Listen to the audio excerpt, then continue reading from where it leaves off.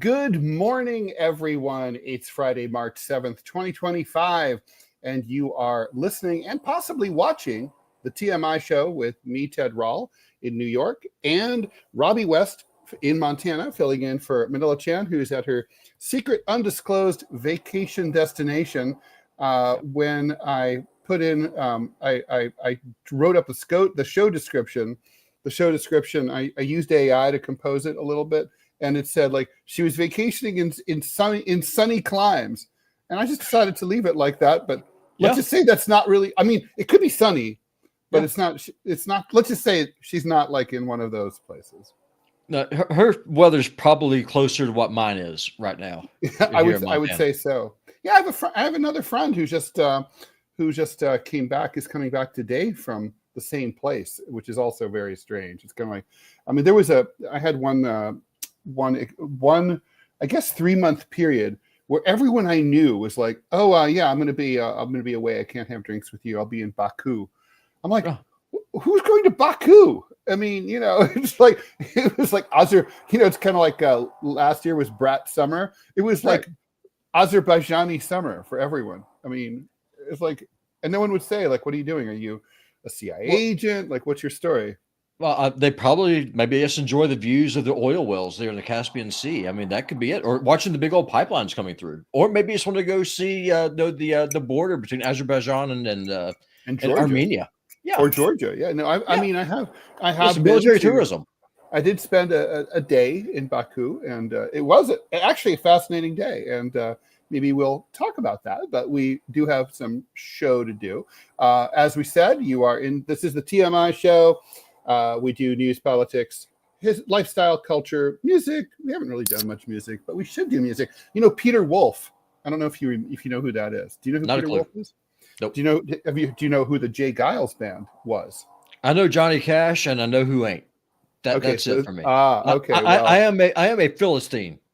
So I was just reading in the Washington Post that Peter Wolf, former lead singer and wild man rocker of the 70s, he was the lead singer of the Jay Giles band, and they were known for such hits as "Na Na Na Na Na, My Baby Is the Centerfold." It's like "My Blood Runs Cold." Anyway, so you don't know. Anyway, the point is he's completely fallen off the radar. He was like one of the wild rockers of the 70s. He has a new autobio out, and it's meant to be quite good. He's trying to aim as high as Keith Richards did with his. Although I read the Keith Richards book, and it's all right. It's not as good as people say. But anyway, we're going to be talking today about history. Robby and I are both big historians, and so is our friend of the show, my best friend, Scott Stantis. He's coming on to join us down at the bottom of the hour, 26 minutes from now. So keep it here for him as well. And we're going to be talking about our favorite stories from history. I already know what I'm going to talk about, but mine's tied into a column that the Wall Street Journal just turned down, and I'm really annoyed about it because of the way it went down. It's basically like they forgot it. They were like, we're in such a my editor claims that he's in the heaviest news cycle, even worse than the week of 9/11. I'm like, I find that hard to believe, but that's what he claimed. And he basically, my piece got lost in the shuffle. So right now it's at the New York Times. They probably won't run it because I'm too far left for them. And but you know, it's there. And then if they don't run it, I'll syndicate it next week. So and that's the subject. Anyway, I'm going to avoid the disclaimers about cursing and all that. You guys know all that. We're live here every Monday through Friday, 10 a.m. Eastern Time, 9 a.m. Central Time, 8 a.m. Mountain Time, and you know the rest. Be sure to like and follow the show. The Ted Manila Information Show starts now. Or is it the Ted Robby Information Show? I guess it's the TRI Show. It's true. All right, let's get into it. All right, imagine that you just heard the sound effect, and here's the news. President Trump convened a cabinet-level meeting Thursday. What's the difference between a cabinet-level meeting and just a cabinet meeting? I don't know. Anyway, a cabinet level meeting, or maybe just a cabinet meeting, to tell the heads of the agencies that they are in charge of their agencies and departments, not Elon Musk. That, according to multiple sources. He said that he instructed his cabinet members to go first and look at the people they can cut in their own agencies, but keep the good people. Keep all the people you want, everybody that you need. And it would be better if they were there for 2 years instead of 2 weeks, because in 2 years they'll know the people better, Trump said. But I want them the best. This shows that Trump listened to the show yesterday, because we discussed this with the judges and stuff. And so this shows that the orange man was listening. That's right. So, Mr. President, thank you very much for your support. Please hit that subscribe button on the lower right-hand corner on Rumble. I'm pretty sure you watch on Rumble rather than YouTube. And retweet us. Yeah, no, oh my God. Yeah, we'll settle for a truth, for sure. But, I mean, we would prefer a re-X or whatever you call it. What is the verb for tweet now that it's an X? I have not heard anyone say. Like, at most you might say, oh, I did an X post, which sounds ridiculous. But no one says like, oh, I X'd this. Or no, I just retweeted. Like, I had a guy yesterday, and he asked me where my moniker Putinbot Gaming comes from. And so I explained it. I have a video up on Rumble. So I posted it, and then I retweeted it. And the guy was just like, so you're dead naming. I said, correct, because I don't care about your feelings. I care about facts. So right. Well, that's analogous to when I was constantly being called a certain thing, so I decided to own it back in 2010, and I wrote a book. I published a book that did pretty well called The Anti-American Manifesto. Yeah, I've got it. And the fascinating thing about writing a book called The Anti-American Manifesto is no one will ever call you anti-American again. No. It's like you own it. So if you're like if someone's calling you a POS, you should be like, get a T-shirt that says POS, and then everyone will stop calling you that. That's the power. That's the superpower. I had someone dox me at my job. They called and accused me of being a white supremacist racist. They contacted the HR department at my job. And I was like, I said, well, of course. I said, well, with a name like Putinbot Gaming, how can you be anything else but that? I mean, you knew this when you hired me. So it is what it is. It's very, very, very funny. So, I mean, look, I think it is true that I think that part of it is that, this pivot, I'm going to say, first of all, it speaks highly of Trump. He did make a mistake. I mean, allowing Musk to go in and fire a bunch of people that he didn't know anything about. And then he embarrassingly had to rehire them because the country couldn't run without them. So Trump's like saying, okay, well, you made this mistake. Mao Zedong famously said, fail again better, right? In other words, nobody's perfect. The important thing is to correct your mistakes when you make them. Of course, this was an extremely foreseeable mistake, honestly. But anyway, it's fixed.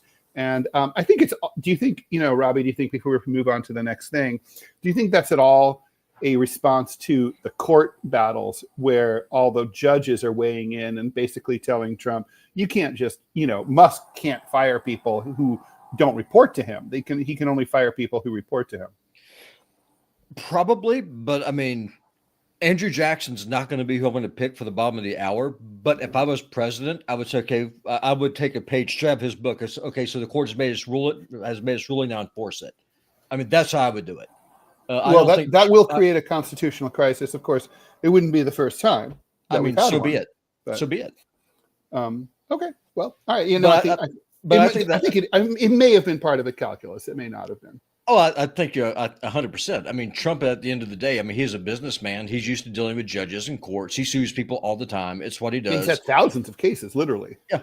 I mean, so, yeah, I'm sure that he's, okay, the judge said this. Whereas you have some jerk like me who says, okay, the judge said it. No, do something about it. Yeah, and probably his lawyer, he went to his lawyers. It's like, okay, what can we do about these judges? And then the lawyers are like, I'm sorry, sir. There's, you're going to different hill. Pick a different hill to die on.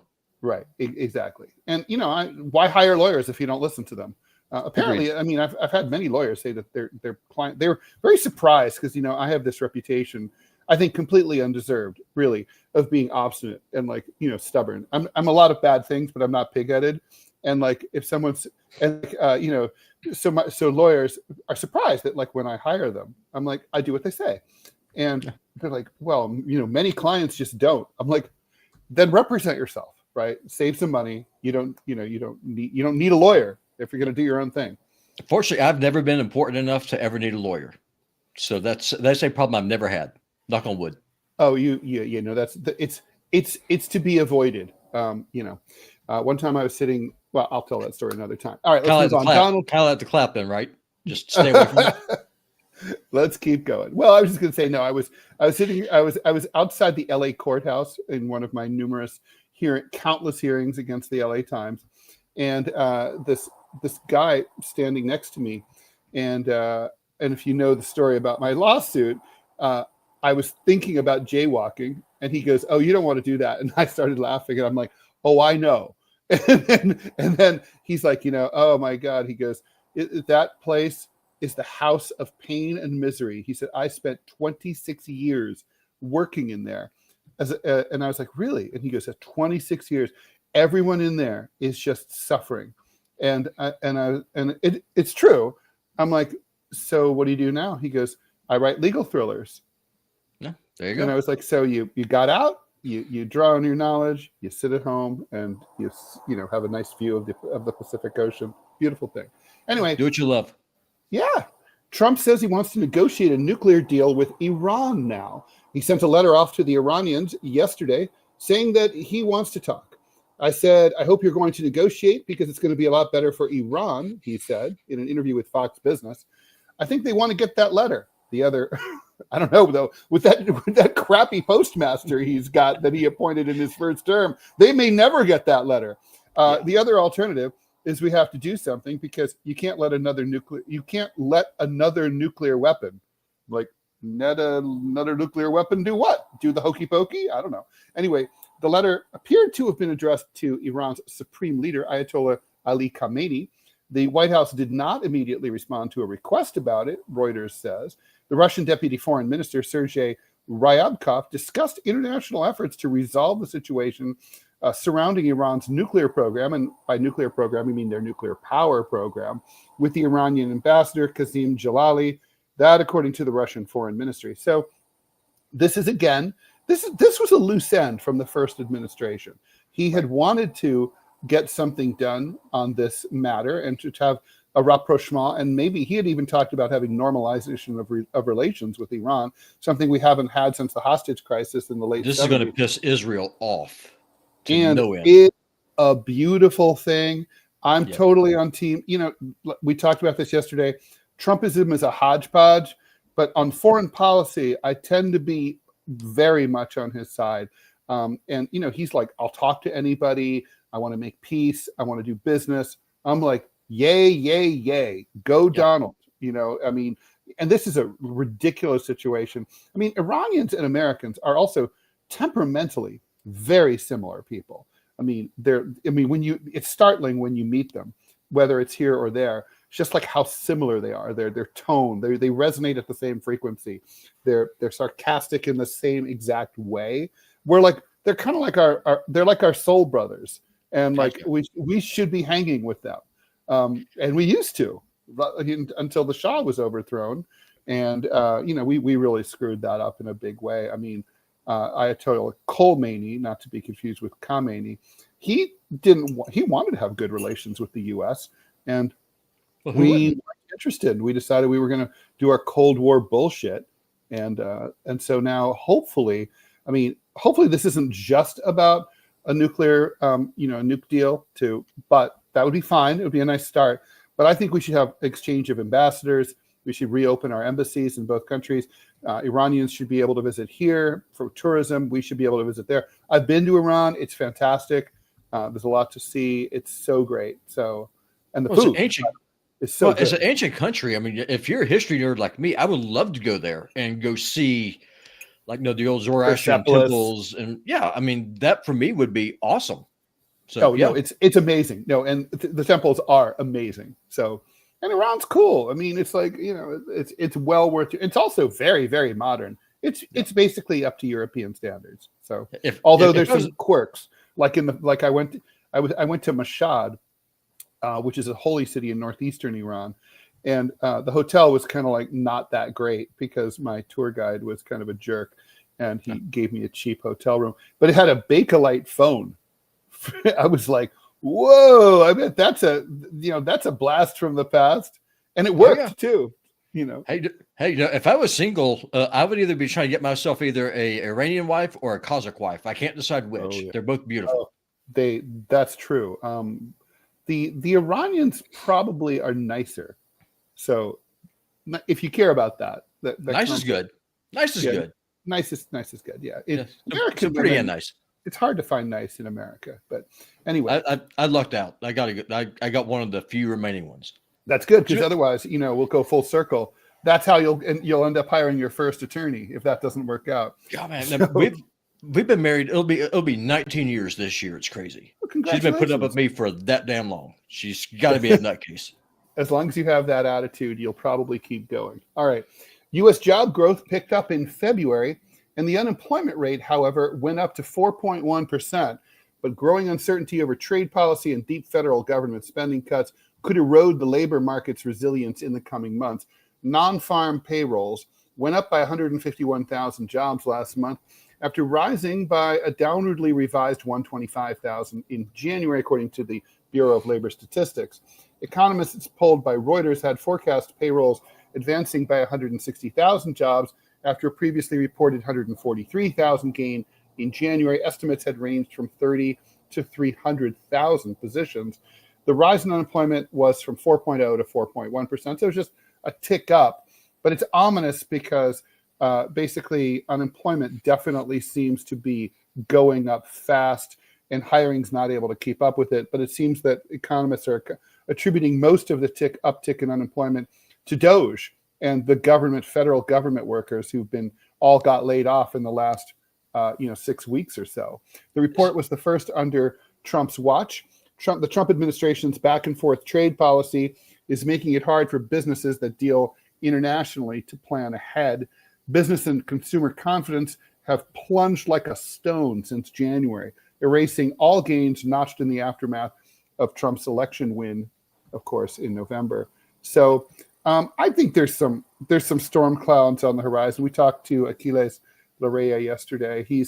We talked to him about a week ago, and the first time he was kind of optimistic, at least for the foreseeable short future, right? He's saying, like, look for trouble maybe next year, which could hurt the Republicans in the midterms if the Democrats succeed in doing something that they've never succeeded in doing since 1974, which is nationalizing midterm elections. It's hard to do. Republicans did it in 1994. And I don't think Democrats even had a plan in 1974. It was just Watergate, and everything was a shit show. So they were just like, fuck all you Republicans, and they all voted no on all of them. But it's been a long time. I think this is all fear porn. I don't trust the numbers. I mean, for example, if you work 3 part-time jobs, that's considered 3 jobs, and so you have a lot of retailers that are laying off. Joann's Fabrics is going away. I mean, sure. I mean, some feds got the axe, but I think what it is, those are real jobs.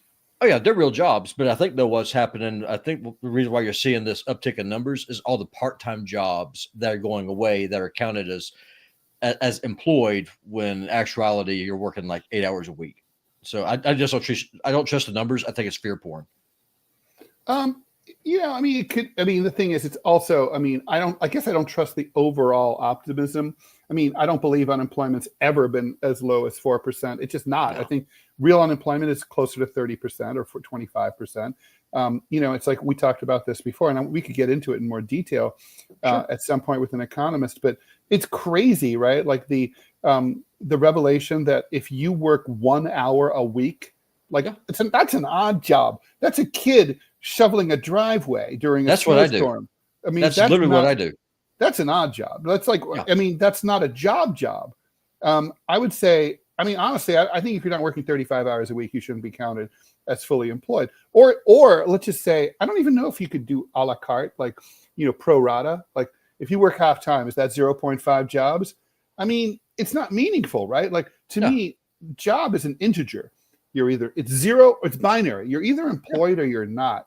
Elon Musk is no more employed than I am. It's like, and if you're just, mean, if you're making 30 hours, if you have working 30 hours a week, and that's not enough to pay your bills, are you fully employed? Unless, of course, you could conceivably be making more than enough money to make it. I don't know.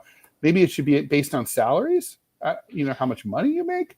I don't know. It's the number of people who make over a set amount. Well, it's all crap. Just like the CPI. The CPI says, well, inflation's going down if you ignore things like food, rents, cost of housing, energy. So the things that you need to live, if you just ignore that, inflation's looking great. It's right. all crap. It's all BS. I don't trust these numbers at all. It is BS. I mean, and there's this whole thing about like if a consumer product that is part of the 80,000 items that go into the calculation of the supermarket basket of consumer goods, right? In the event that is the case, those people are, it's if they look at one item like a TV, for example, and if that TV and they're like, and let's say the price of the TV has gone up from $300 to $400, they don't say, oh, this is a 33% price increase, unless it's the same exact TV. But let's say, but the new TV has a new feature, right? Like now it's a smart TV or whatever. It's like, oh, but this is a different product. So they don't consider that to be a price hike. And it's like, I mean, I can see kind of what they're saying, but to me, that's not how consumers view things. Consumers are like, I want a TV. And it's also not like it's even an option when you go to like Best Buy. It's not like they have the old crappy non-smart TV that you can buy. Those are gone, right? Yeah. So you can't say like, oh, I pay $130 for a TV that doesn't have any internet stuff on it. That's not an option. No, if you want that, you have to go to a thrift store. I mean, that's right, exactly. I mean, that's what you do. That is right. That's exactly right. And that's a completely different thing. I mean, look, I have some sympathy for the feds. It's hard to calculate these things, but yeah, I have no sympathy for them. They're a bunch of lying dogs. Lies, and damn statistics, they call it. Morgan Geyser for president. I'm very curious. Oh, well, he's asleep. He's asleep right now and doing no harm. Morgan Geyser, one of the two 12-year-olds at the time, I don't know if you remember this case, who said that they attacked their friend in order to please a fictional character called Slender Man, will be released from a psychiatric hospital, a judge said, following a hearing on a new petition to stop that release. Geisner, this has happened 10 years ago. She's now 22. She'll be released from Winnebago Mental Health Institute, according to the judge. New hearing in which a proposal for plans on Geyser's release has been laid out, has been set for the end of the month. In January, several psychologists who worked closely with her testified and said that she was prepared to be released under supervision. But last week, prosecutors objected, saying that she had quote-unquote violent communication with a man outside the facility and read a book in the facility with the themes of sexual sadism and murder. Of course, one might wonder why she had access to such a book inside the facility. I mean, yeah, in a controlled environment. Isn't that more on them than on her? It's like the three doctors who evaluated her earlier this year testified that she's well enough to be released and said that the new allegations brought by the prosecutors don't change their opinion.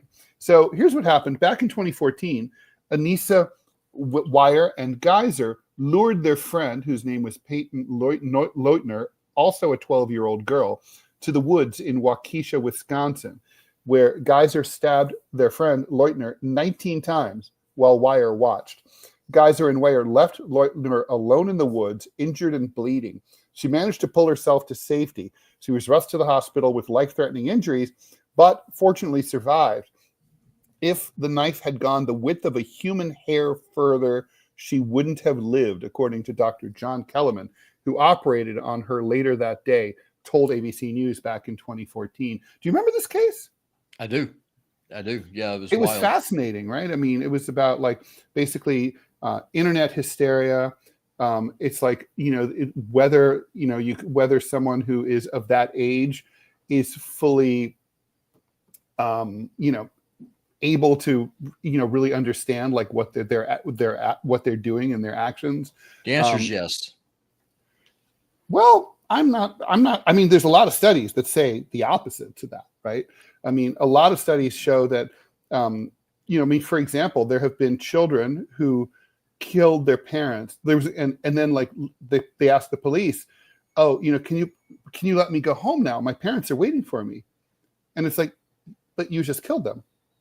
It's like, but they're waiting for me. They're going to be really upset if I don't get home. I'm past my curfew.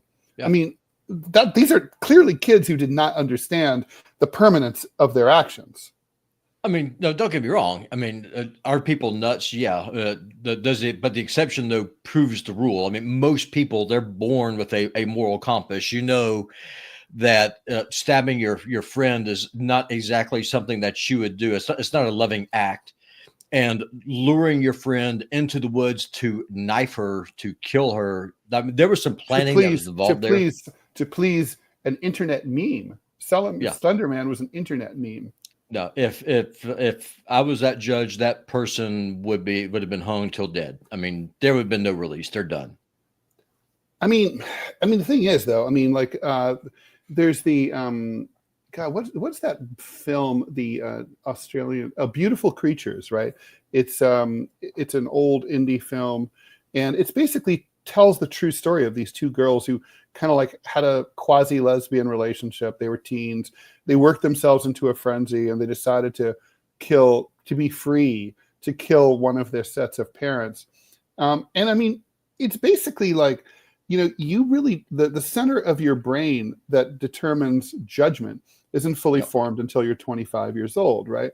So if we assess criminality based on state of mind, and we say, okay, you are going to be, you know, you can't really be held accountable if you don't really know what you're doing. Like, let's just say, for example, you were possessed by a demon. If you could prove such a thing, a demon takes you over, makes you kill someone. Yeah. Are you really a murderer? Like, no, you're not. The demon used you to kill someone. No, I get what you're saying, and it's just in the book of Mark in the Bible, it's full of stories of people being demon possessed, that kind of thing. Something happened, something was wrong for you to be possessed anyway in the first place. If you want to go that way, at the end of the day, though, it's a metaphysical thing, and you can't prove if someone is demon possessed or not. Like, for example, I'm a Christian. You believe that I pray to a fictitious sky man who doesn't exist. I mean, that's a fact of life. I can't prove to you, and you can't prove to me. It's a matter of faith. It's a matter of opinion. Right. Correct. What we can agree, though, is that as society, we have rules. It is wrong to call up your friend. Like, if I called you, say, "Hey, Ted, come on over here to Montana. I'm going to take you up to the mountains," and then I sacrifice Clovis. That's a premeditated act. I would deserve to be punished for that. Well, first of all, you are over 25. Your But brain, am I though? Your judgment but center am I is though? formed. No, hold on. No, well, let's say you could be diagnosed as schizophrenic, and like voices that seemed like they were coming from outside were ordering you to do that. Sure. I mean, are you really responsible? Well, hey, if you could be transgender, if you could change your gender at any time that you want, if you could change your race, trans race is now a thing.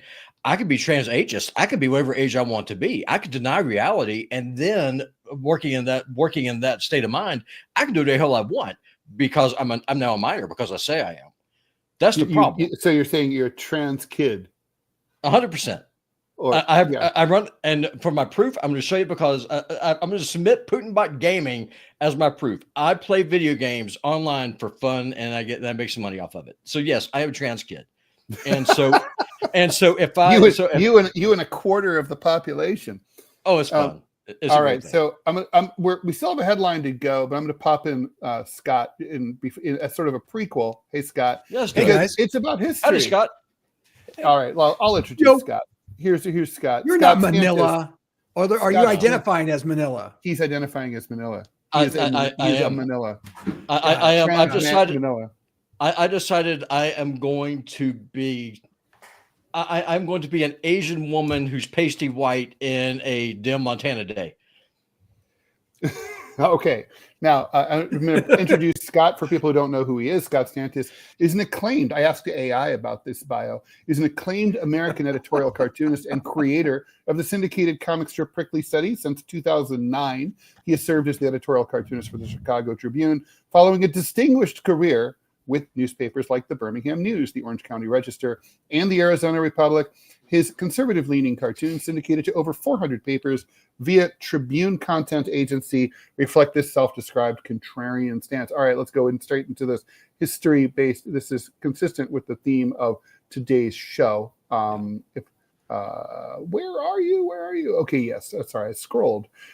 Traffic ground to a halt at one of France's busiest train stations earlier today after an unexploded World War II bomb weighing more than 1,000 pounds was uncovered just north of Paris, causing travel chaos that extended across the English Channel. The bomb was discovered in the Saint-Denis suburb during overnight work on the tracks that lead into the Gare du Nord, a major Paris transit hub that serves northern France and other parts of Europe, including Britain. That's where the Channel train goes from. The bomb was discovered around 3:30 in the morning, about a mile and a half from the Gare du Nord, the company said. The workers were landscaping at a bridge renovation site when an earth-moving machine revealed the bomb, which had been buried about 6.5 feet underground. It's about 3 feet long and includes more than 400 pounds of explosive material. Travel notice indicated that extensive earthworks were necessary to safely defuse it. Traffic on high speed and commuter railways was stopped for hours. All Eurostar trains that connect Paris to London, Brussels, and Amsterdam were canceled, stranding travelers at the Gare du Nord, which served more than 226 million people in 2023. It's not uncommon in Europe for construction workers to come across unexploded ordnance from the conflicts that tore the continent apart during the 20th century. And the French railway company, SCNF, I believe it's called, said that the area in which the latest bomb was found was well known for its World War II remains. So, and the French immediately surrendered. I just want to bring that up. I was waiting for that joke. Well, we're French. We can say that. In defense of the French, I know they got their asses kicked in 1940, but they lost as many people in 6 weeks as the U.S. lost in Vietnam in the better part of 12 years. And we never stop whining about it. Okay? Like 58,000 people, 10,000 of whom died in car accidents, by the way. 48,000 people died in combat in Vietnam. Like over all those years, the French lost more than that in 6 weeks. I mean, it's not like they weren't fighting. They just lost. Yeah, they lost. I mean, yeah, it's fair to say but I mean, that's on the heels of the Franco, not Prussian War. Yeah, Prussian War in 1871. That was, how can I put that? A mistake. Yes, that's true. It did not go well. No, it's pretty much the French going, well, we have the uniforms. Yep. Funny story. I don't know how funny it is, but my granddaddy, he lied about his age. He volunteered and he went to a fight in France during World War I before the United States got involved. And the little village that his unit was supposed to be in, I kid you not, it was called the Gray Brigade because they're all Southerners, and they flew Confederate battle flags over their trenches. That must have been confusing for the Germans. Oh, it blew their minds. I had no idea what the hell was going on. And but the women of the village, they got together to the church, and my brother, he's got the record. He has this old wax cylinder record. And it's this woman singing in France that you will find Dixieland in France. I kid you not. That is so fun. I'm not familiar with that aspect of history. It sounds like, well, obviously you are, Robbie, but Ted, are you? I mean, why were they drawn to fight other than their kids and they're morons and they think war is awesome? But what was the motivation for your grandfather to go? Because the South was still economically devastated after the War of Northern Aggression. And so he wanted to go overseas. A big part of it was we want to show that we are loyal Americans, that we are American, because his grandfather was a Confederate soldier. I've got his sword. And so that was a big part of it. Just wanted to show that, I am a patriotic American. But the other part of it but was the U.S. didn't get involved in the war at that point. We And in weren't fact, in the war until 1917. yeah, correct. But whenever I asked my granddad about it, it's because the pay was great. You paid $10 a month to go fight for the French. As a volunteer. Yeah. And so he lied about his age. I guess you're a mercenary at that point. Yes, he was like 12 years old. He lied about his age. Jesus. No, just shipped on over and had a Lee Enfield rifle. And he said that if you go up shooting rabbits and squirrels with a rifle, shooting Germans ain't that big of a deal. He's lucky he came home. Did he come home? He did. So Yeah. one of his, one of his friends. So one of his friends picked up a dud mortar going to the bomb thing. He thought it was great, and it went off, blew his arm off. So it's just stupidity, Darwinism. It's alive and well. Speaking of stupidity, my great grandfather Jean-Marie Lecoeur, he was from Brittany, which is this part of France that sticks out, as you guys know, it's the westernmost part of France, the pointy part that goes towards England. Anyway, that is an economically and politically disadvantaged and discriminated a part of France. It's like the South here. They basically, or the Midwest. People just don't. Paris doesn't care about it. They didn't like those people. So when the war started in 1914, they sent trucks out to Brittany to basically press gang the way that the Ukrainians are doing now, just grabbing people off the streets, dragging them onto trucks, and dragging them off to the front line. Well, Jean-Marie, he's at the market, buying some tubers, and next thing you know, he's been bundled off to fight the crowds. Now, under French law, if you have kids, they can't do that. Okay, so in fact, you're not even allowed to volunteer. They won't have you. And he had five. He had 5 kids. So his wife finds out all about it. And it's like, well, there's no bureaucracy like French bureaucracy. Elon Musk couldn't make a dent there. Okay, there's no way. So this worked. So she worked her way through the system, and meanwhile he's fighting every day. So finally, someone in Paris is like, okay, all right, send this guy back home. Stamps a paper, and so his Jean-Marie's commanding officer calls him in to his tent and says, okay, listen, you're going home tomorrow, but in the morning we've got a big offensive, and after the offensive, you get on the train, you go back to your wife and kids. So of course, obviously, what happened, right? So yeah. So at that point, when he was expected to come home, instead the notice of all the war dead was posted on the church, and his name was on it, and then everyone in town knew what had happened. And I met a guy who was a little kid when that happened. He was 92 years old, and he remembered it like it was yesterday. And he was like, it was a scandal. It was like even the mayor was like absolutely ashamed of the Republic and was afraid to go and talk to the wife and tell her. And anyway, it was just like, and then so after that, it was a double tragedy because the commanding officer knew that he was going to be court-martialed for disobeying a direct order. Like no one said, use him tomorrow and send him the next day. They were like, send him back, right? That's it. So he committed suicide. So that's my World War I story. Dang. Yeah. That's not a bad one. Yeah. Do you have one, Scott? I do. Both my grandmothers were living in France during World War II, and one of them lived in occupied France. I know this is a podcast, so I can use foul language, but I can especially cuss in French. But Le Salboche, I thought Germans were. Did you see Ted's reaction? He knows what it means. I have no idea. Le Salboche is dirty. Bush is German, but it's not dirty German. Crowd. Dirty crowd. Yeah. And that's even a very nice deaf translation. Mm-hmm. I thought Germans, until I moved to Wisconsin when I was 13 years old, were called. I thought that was the name of the people, was Le Salboche, because that's all they were referred to.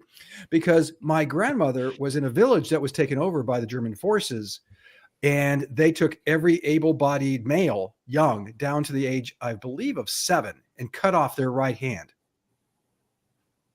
So they couldn't fire a rifle.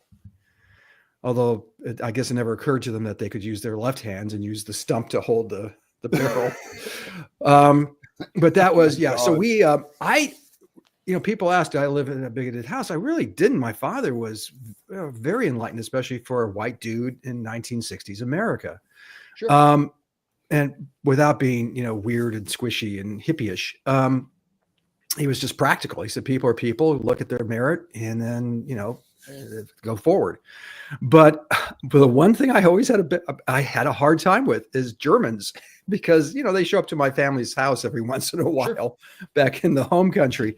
So Le Salboche, look it up. It's, and when my father's mother immigrated to the United States in the 20s, she saw for Sal, and which is, she says, why are they advertising that? Because it's a rough spelling for, how would you say it in French, Ted? For very dirty. Yes, very, very dirty. Very dirty. So she's taking the train from New York to Chicago, and there's all these signs that say for Sal. She's going, why are they telling me this? I mean, I can see it. It's a filthy country, but especially coming through the stockyards of Chicago, I can imagine her thoughts. Oh God, I can't even imagine. Well, I loved it. And that's sort of like Des Moines. You know that story about why Des Moines is named Des Moines? No. So French explorers were traveling up the river where the city of Des Moines now is, and they were east of there, and they were traveling with an Iroquois language guide, and so the French were like, so what's up ahead? And they said, Des Moines. And it's like, so they decided to name the place Des Moines, right? So then only later I did not know that of Iroquois. Well, this is the story. So only later have Iroquois language experts determined that was the word for shithead. So Des Moines literally means those shitheads. I wonder, Ted, you might know. No, Scott, how you're talking about how the French are cut off the right hand of the Germans. No, I wonder if that's the Germans cut off the right hands of the French. Yes. Oh, it's the other way around. Because I wonder if that was it couldn't be a throwback, because back in the 100 Years' War, if the French would capture an English archer, they would cut off these two fingers. They couldn't. Yeah, no, I mean, it's exactly the same thing. And exactly. So I wonder if that's exactly the same thing. So you talk about history, and this is what I love about history is when I talk to students about this and their eyes glaze over, and I say, no.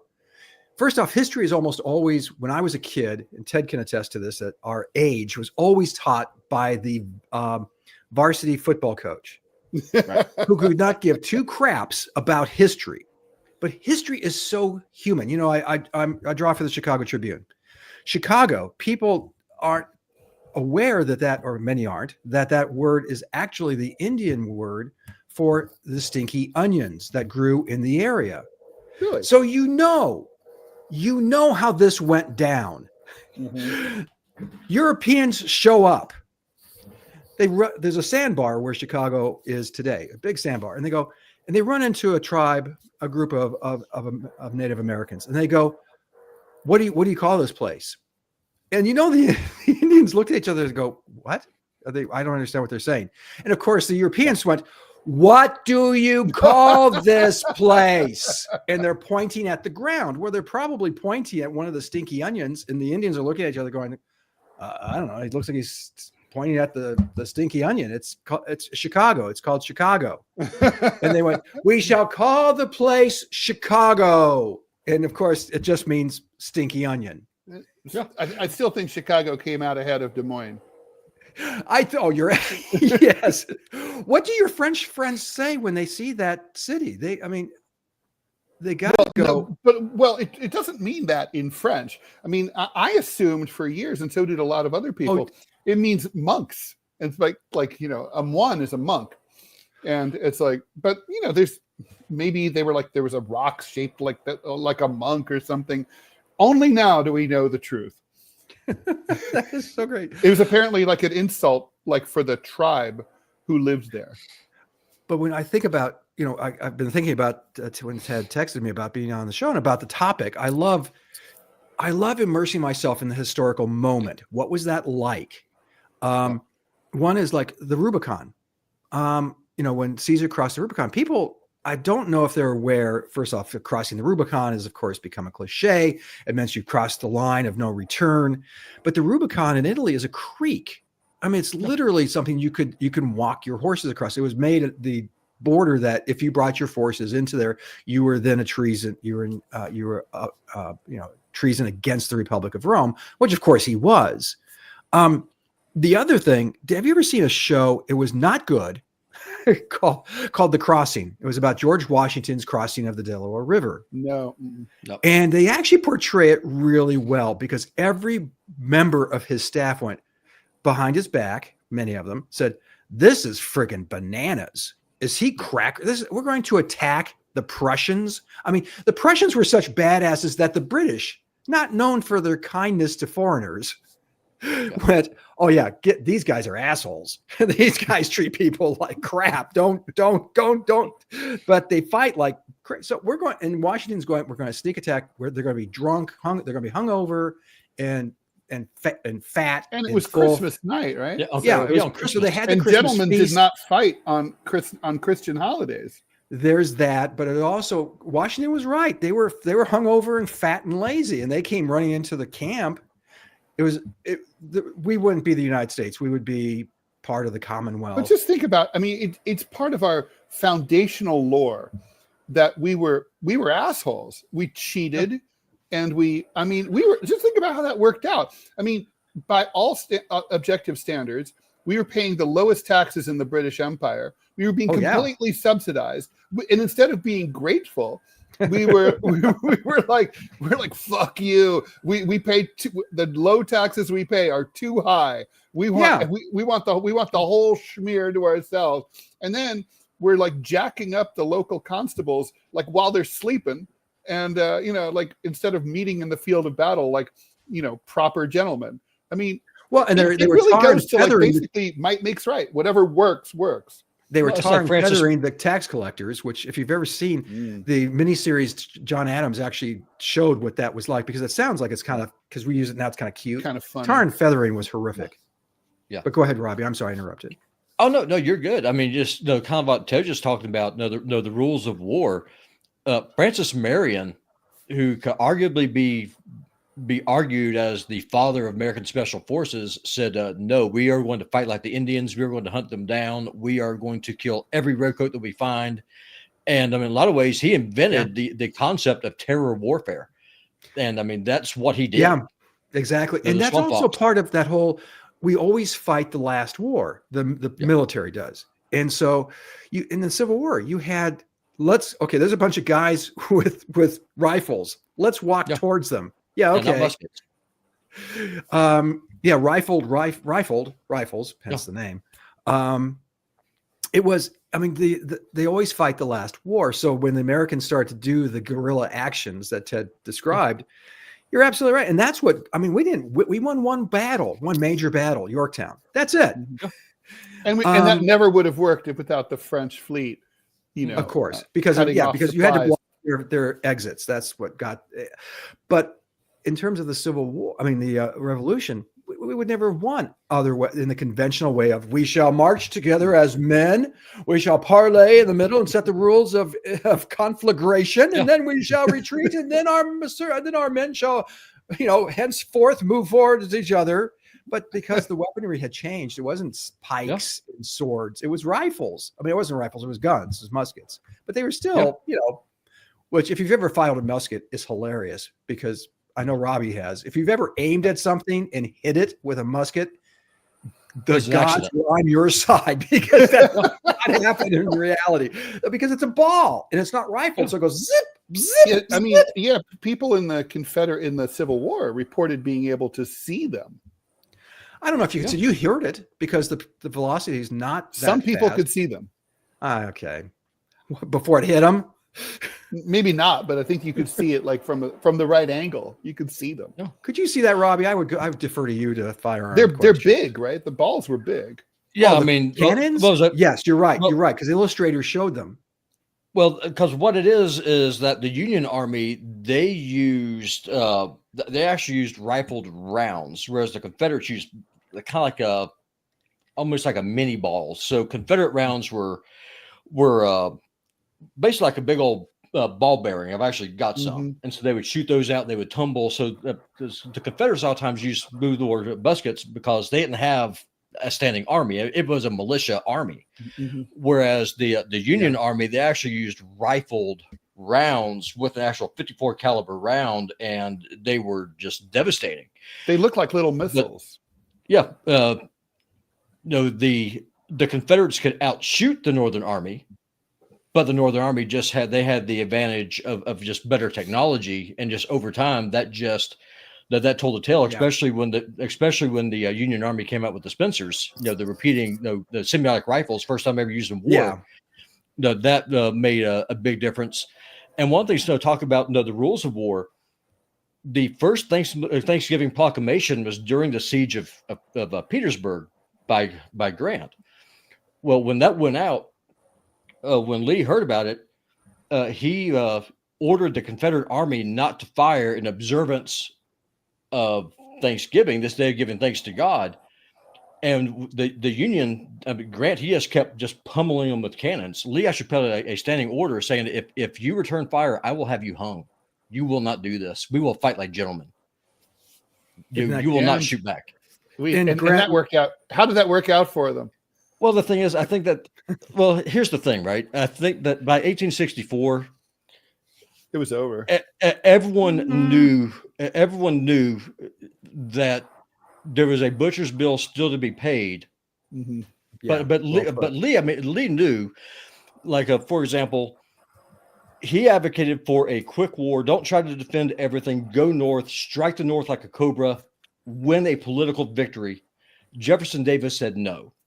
And Jefferson Davis, in a lot of ways, for the Confederacy, was kind of like what Hitler was for Germany. He was the best friend that the Union Army had, because he was fighting the last war.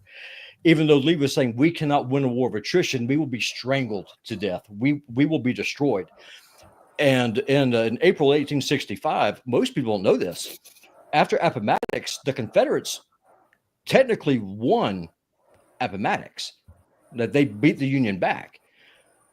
But Lee was at the point just like, this is unsustainable. This is untenable. Based on what Ukraine is now. Yeah. Or World War I from the German side. The Germans were so confused after the war because they were like, well, how did we lose? The whole war was fought on the enemy's side. Not one battle in Germany. Jefferson Davis, he ordered Lee to take the Army of Western Virginia after Richmond fell to fight a guerrilla war, a la Francis Marion. Lee defied the president of the Confederate States. He surrendered. He committed an act of treason against the Confederacy, disobeying the president that he was in allegiance to. And Jefferson Davis was enraged and said, how dare this man rescind an order that I had given? And the response that Lee gave is like 300,000 men is enough. It's over. At that point, things are just falling apart. I mean, you know, at that point, you're like Admiral Donitz, the guy who took over the Nazi government after the suicide of Hitler, and ran Germany for a week, or actually like a month, right? And and basically, it was just kind of like, well, at a certain point, it's like, this is all falling apart. We all know which way. We know which direction it's going. There's some. The details will be finagled, but we know what's going to happen here. One of the quick story. It is like Ukraine. Oh, go ahead. I just want to say one of my favorite stories, military stories of all time, comes from the Civil War, and it's a little known story. The Confederacy was having enormous success, obviously, the first couple of years of the war. And I mean, it's really admirable and pretty amazing. And they got into their heads that they were going to have the Confederacy stretch from the Atlantic to the Pacific. So they start marching out of Texas. They go into New Mexico.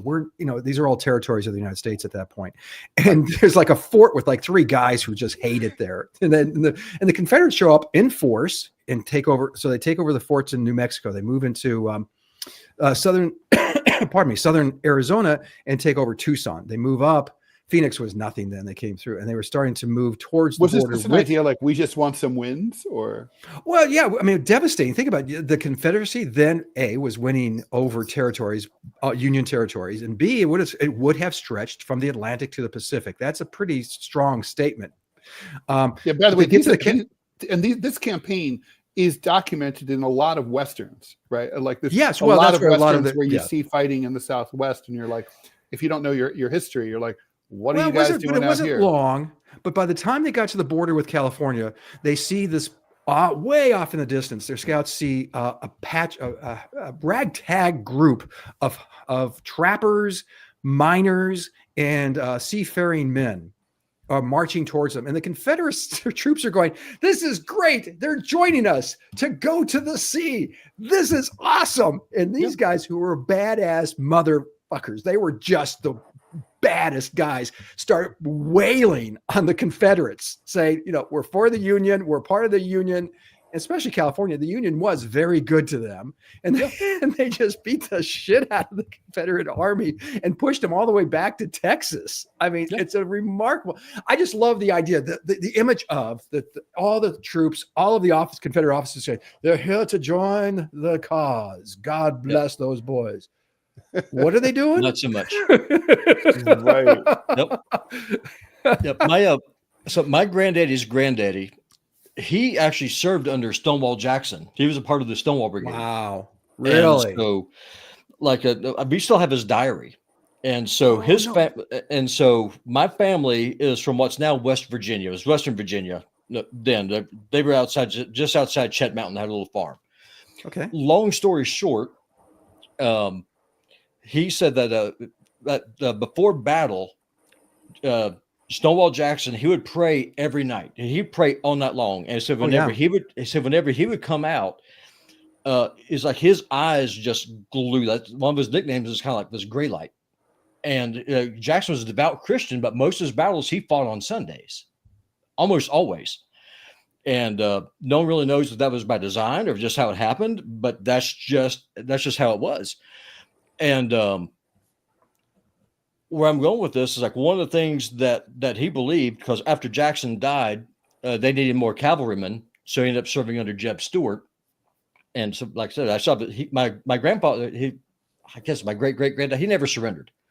And so it's kind of neat the way the history is, because the story I'm retelling is within living memory of my grandfather. So the stories that he was told is what he told me.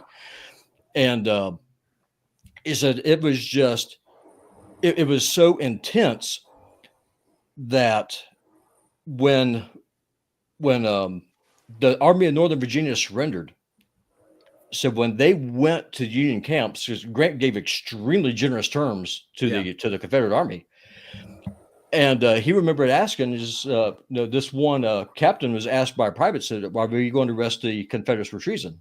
Or not a captain, sorry, a congressman from D.C. He said, "No, because if you did, my own army would rebel, because Lee was held in such high esteem, just for the fight they put on."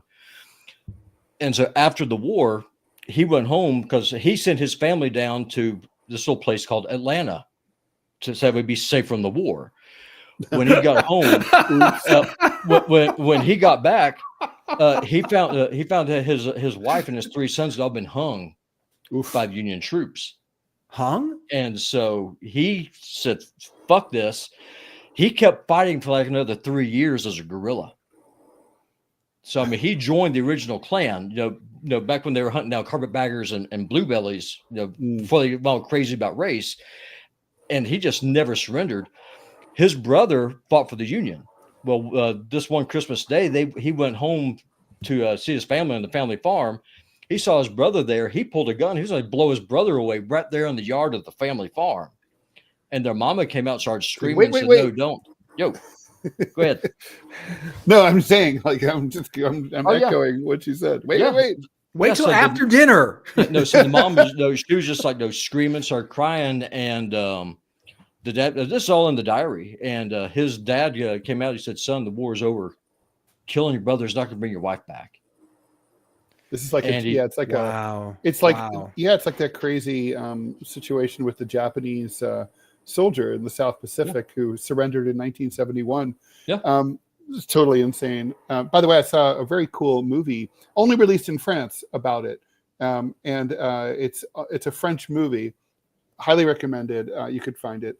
It basically shows the whole thing from his point of view, he doesn't talk at all until finally he's tracked down by his former commanding officer, because basically some researcher found out that guy was like in the islands and like stealing and ambushing, stealing food from people, ambushing people.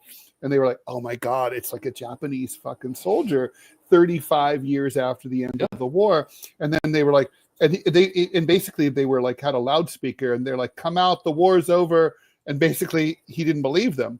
And they were like, the only way we're going to do this is so they found his former commanding officer, brought him from Tokyo.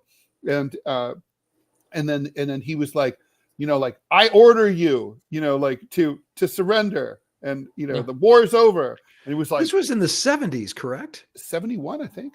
Yeah, 71. I was going to say 71. Wow. And they gave him a massive parade in Tokyo, the military honor parade. If he was in your local, let's say he was in the, I don't know, a high rise in New York, Central Park, or in Montana somewhere, you'd kind of think it was charming. You'd kind of like every time you saw him, you'd surrender. No, but he was shooting people and stuff. Oh, well, that's no good. It's a problem. It's because my granddaddy's granddad, like I said, I'm named after him. His name is Robert Fulton. That's my name. And so I'm named after him. And for him, it wasn't that the war was over. For him, it was all about revenge. Right. Because they took the Yankees took his family from him. He was going to take Yankees away from their family too. And long story short, when he got tired of the bushwhacking life, he went down to Mobile, Alabama, got remarried, and thus came me. Oh, gotcha. All right. Thank goodness he did that. Yep. Yes. So, well, living well is the best revenge. So we said we promised we would share our favorite stories, and we shared some stories. And I think we should each do a favorite story, and then like call it a day here. I wrote about this thing because it's relevant to this episode of history. It's which Scott I think knows about. Robbie, you might know it too.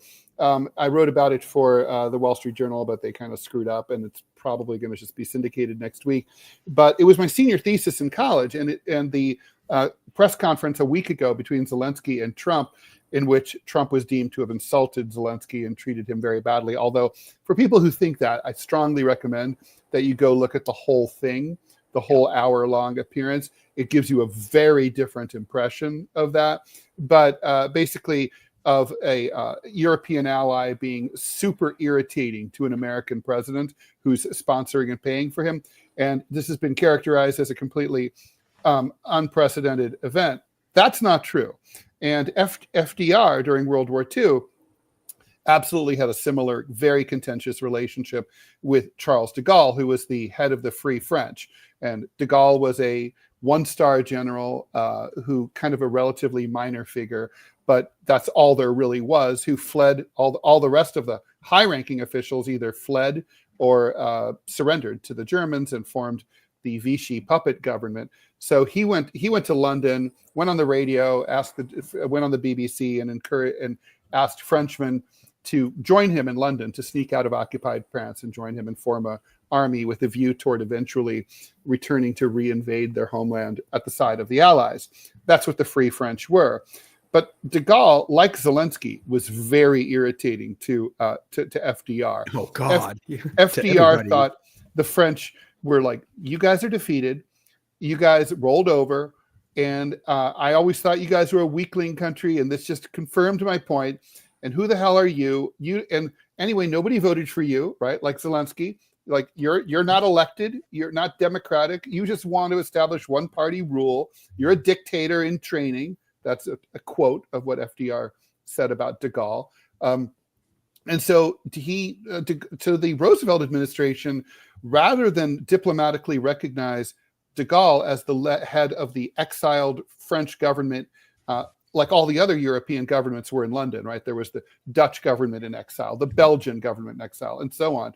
The FDR didn't do that. He gave full diplomatic recognition to the Vichy Nazi regime. Did he really? Yeah, until late 1942, when Vichy cut it off because they basically ceased to be, because the Allies had landed in North Africa, and then to join them, the Nazis invaded what was called the Free Zone, the Vichy Zone. So at that point, the relationship was severed, not severed by the Americans.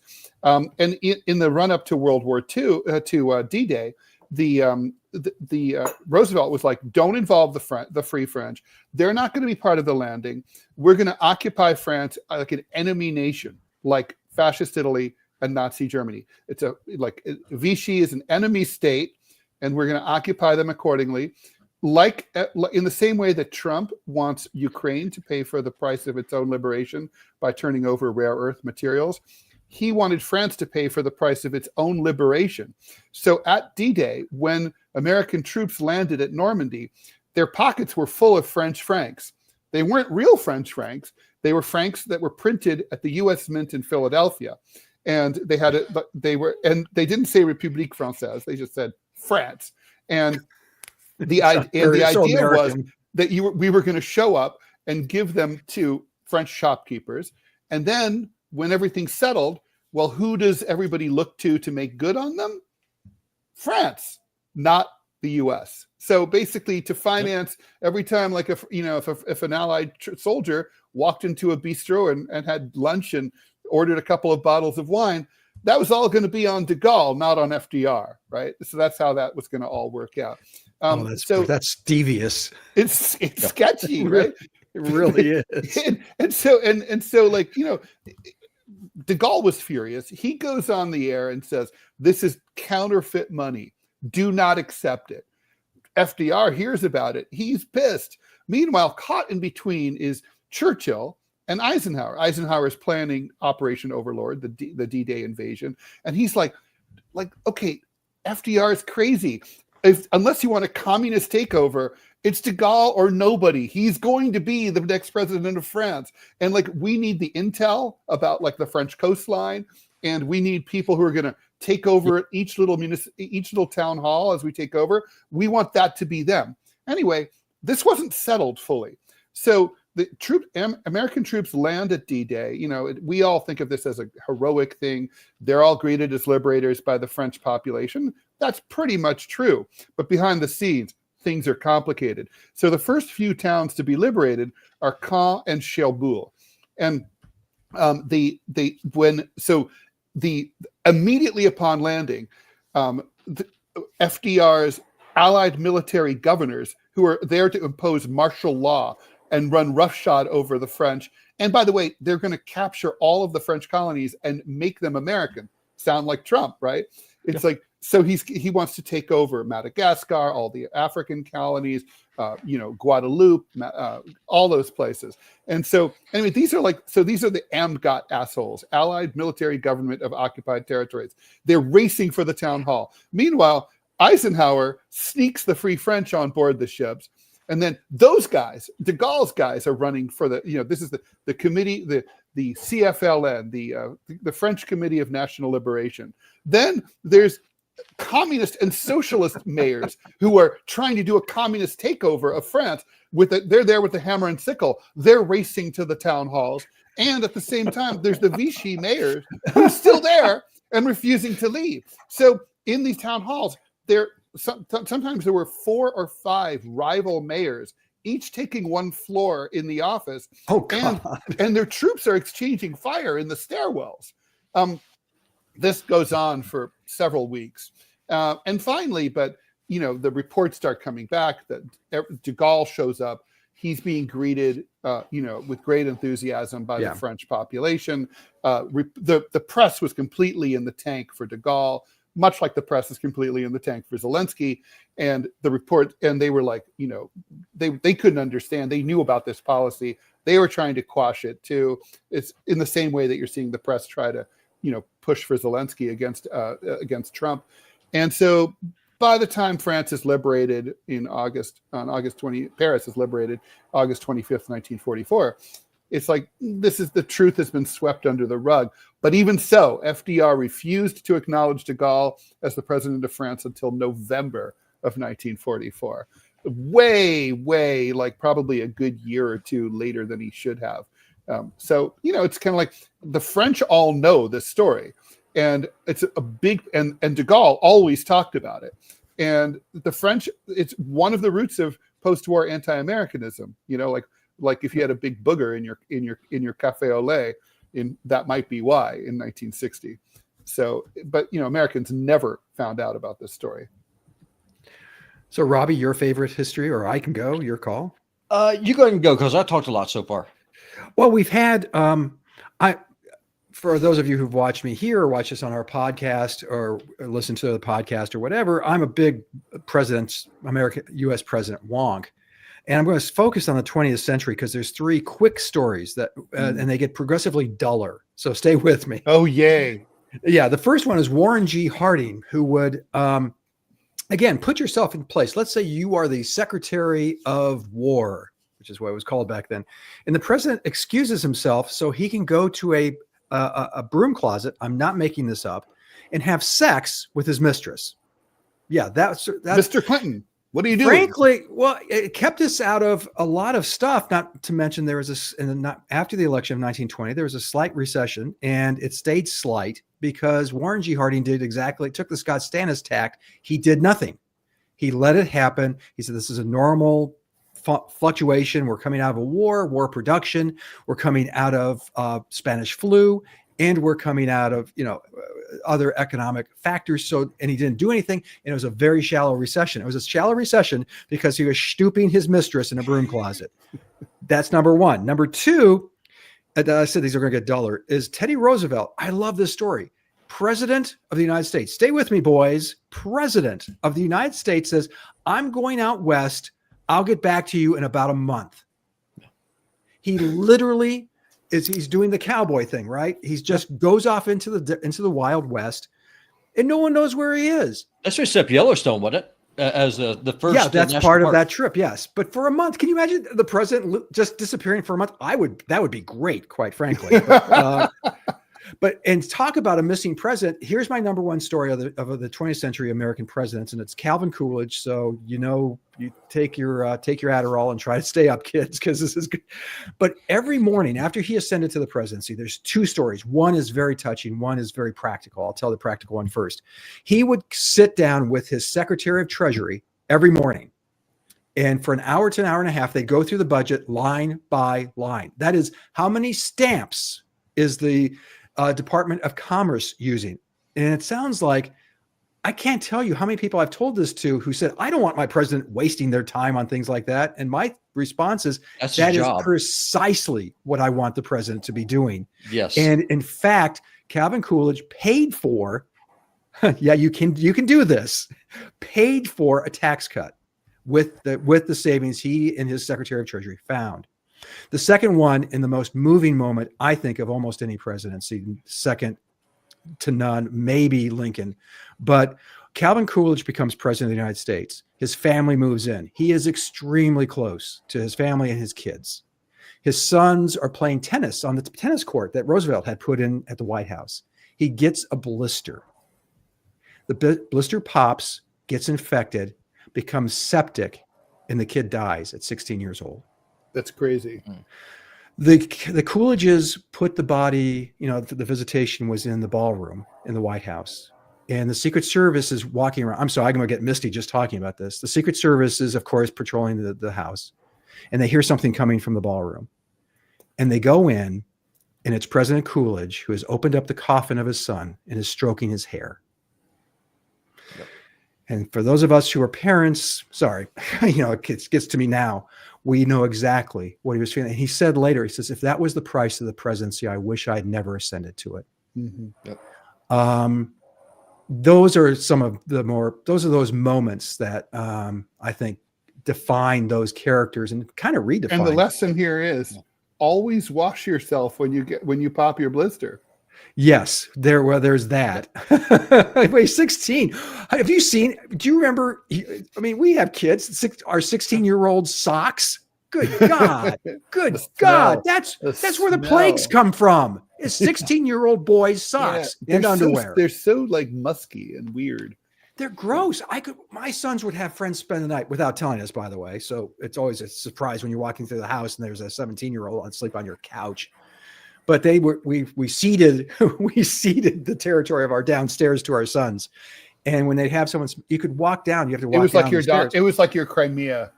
Exactly. Well, we were hoping it would hold the peace. It didn't, but for a while. But you're walking down, and halfway down the stairs, you could smell the boy smell. Boys just have a smell, and so, so those are my boy's trees. 15, so I understand. Oh yeah. Oh my God. When your kids become teenagers and the pheromones and the perspiration and all that crap. Holy crap. Oh my God. All of a sudden you're sitting next to him at dinner. You're going, what the hell is that? And they don't really dude often enough. So there's that too. Oh, yeah. I have okay. I'm sorry. Or they don't everything's a story, but my son would come in and we'd go, hey, did you take a bath? Yes. No, you didn't. Go take a bath. You'd hear the bath water run. You'd hear him you'd hear the bath water run. That's all you hear.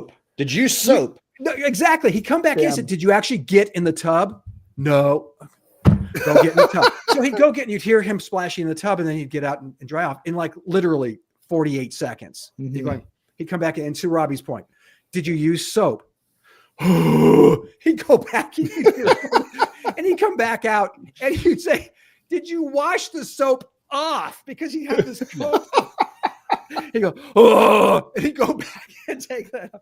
And guys, it happened more than once. Yeah. Such creatures. So Robbie, what's your history story? We got to wrap it up because Scott and I we're doing our own podcast in like 45 minutes. Oh, I'll be there and watching then. You will. Because if I had to pick one, I'd have to say it was at the onset of the war, Northern Aggression. Lee was called the Queen of Spades, and so because what he was doing is that he was preparing for the war they're going to be fighting, as opposed to the last war. Long story short, after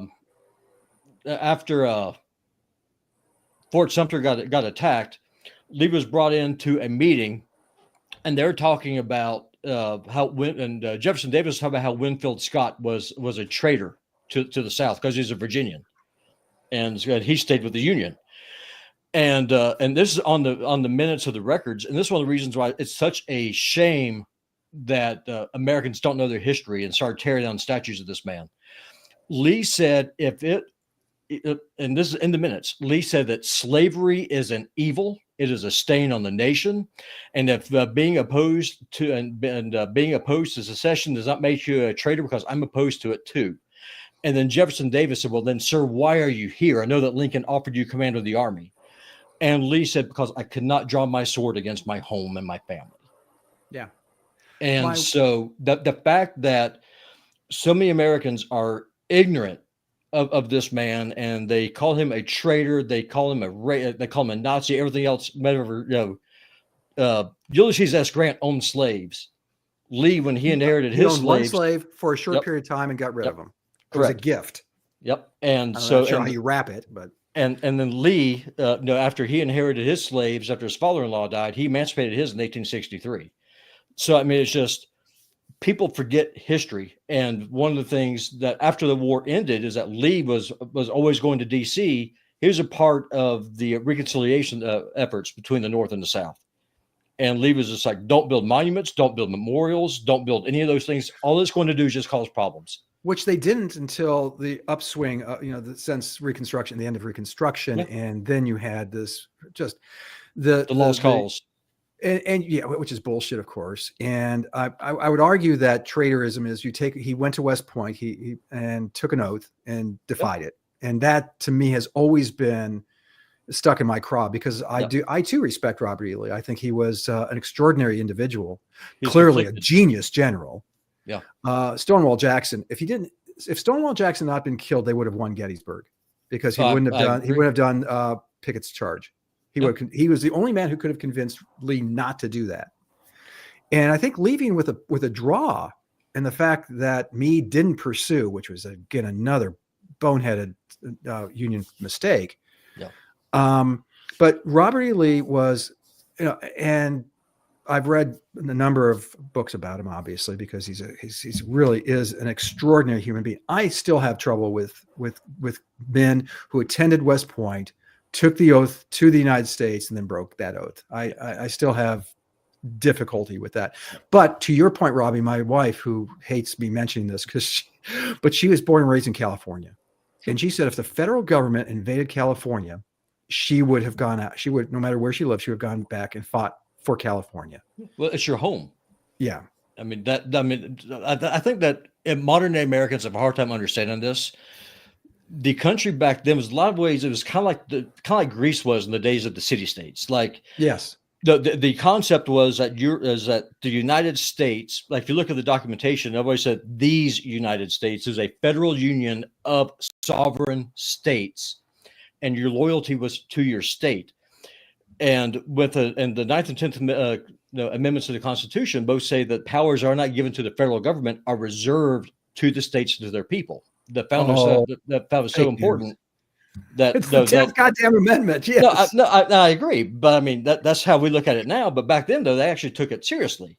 Yeah. And so, when Lee was offered command, by Lincoln to command the Union Army, Lee was like, he refused to. I cannot imagine ever living to see a day where an American president would invade his own country. And so, I mean, he was very conflicted. And one of the things he said is that his greatest regret was ever having a military education.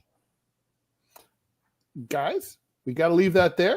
Scott and I are going to be back on the air live in 40 minutes doing the DMZ America podcast at we need to do this again one day. Eastern time. Definitely. History's fun. All right. Oh, yeah. Thank you so much, Scott Stantis, for joining us. Scott is the editorial cartoonist for the Chicago Tribune and the contributor to Center Clip, winner of the Sigma Delta Chi Journalism Award, and co-host of the DMZ America podcast with the aforementioned me. All right, so with that, Scott, thanks again. See you in a bit. Thanks, guys. Thanks, Robby. Bye. Thank you. And thanks, Robby, for your support and moderating the chat. Please subscribe. Substitute on Rumble at the bottom right-hand corner of your screen. Please subscribe and support the show on YouTube as well. And just remember, if you want things to keep going on the internet, you have to pay for them. We are no exception here whatsoever. So please subscribe, follow us on X and all that stuff.